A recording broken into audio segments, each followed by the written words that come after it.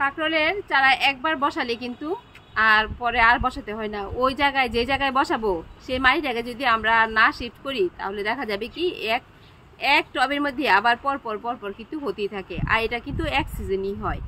এখন যেই টবে আমরা কাঁকরোলগুলা বসাইছি সেই টবের যে যখন গাছগুলো এখন শেষ হয়ে যাবে, কাঁকরোল কিন্তু এখন বলতে গেলে শেষের দিকে, আমার বাগানে এখন আবার নতুন নতুন কিছু আবার কাঁকরোলের ফুল আসছে।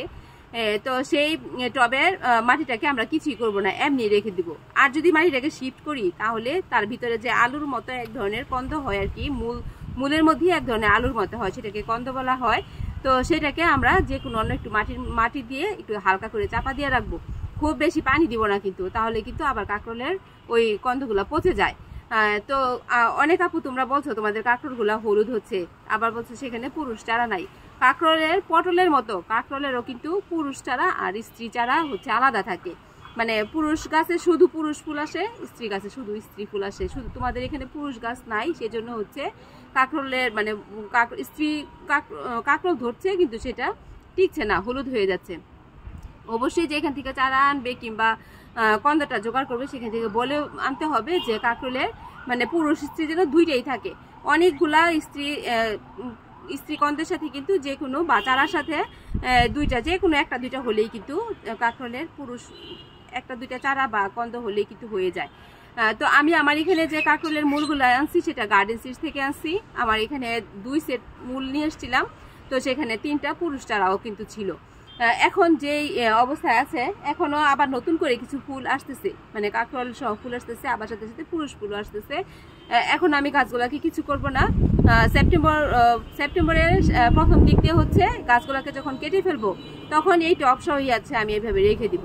আবার যখন গরমের সিজন আসবে, কাঁকরোলের বসানোর সময় আসবে, তখন দেখা যাবে এইখান থেকে এমনিতেই চারা বের হবে, সেই চারাগুলোকে আবার বসাবো। আর আপু তোমরা যাদের এখানে স্ত্রী চারা এখন আছে সেগুলো আবার ফেলে দিও না, কারণ তার নিচে একটা মূল হবে, সেই মূলটা থেকে তোমরা পরবর্তী বছর চারা করতে পারবে।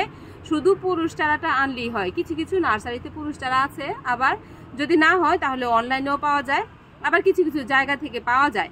মানে সব জায়গায় আমি দেখছি যেটা পাওয়া যায়, তবে কিছু কিছু এলাকায় কিন্তু কাঁকরোলের এই মূলগুলো পাওয়া যায় বা চারা পাওয়া যায়, বা নার্সারিতে চারাও আছে। তো যাদের এলাকায় পাওয়া যায় না তারা কিন্তু আমি মনে করবো যে কাঁকরোল বসানোর কোনো প্রয়োজন নাই। আর কাঁকরোলের যত্ন খুব একটা লাগে না, একদম অল্প পরিমাণে খাবার দিলেই খুব সুন্দর কাঁকরোল গাছ হয়। আর হচ্ছে মাসে যদি একবার করে খাবার দেই, আর হচ্ছে এর মধ্যে মাসে যদি আমরা ভিটামিন জাতীয় একবার করে খাবার দেই, আমি মনে হয় আমার এখানে গাছে একবার শুধু কীটনাশক মাকড়নাশক স্প্রে করেছিলাম। যাই হোক আলহামদুলিল্লাহ কাঁকরোল যা হয়েছে ভালো হয়েছে। আবার নতুন করে কিছু কাঁকরোল আসতেছে, পুরুষ ফুল আসতেছে, স্ত্রী ফুল আসতেছে।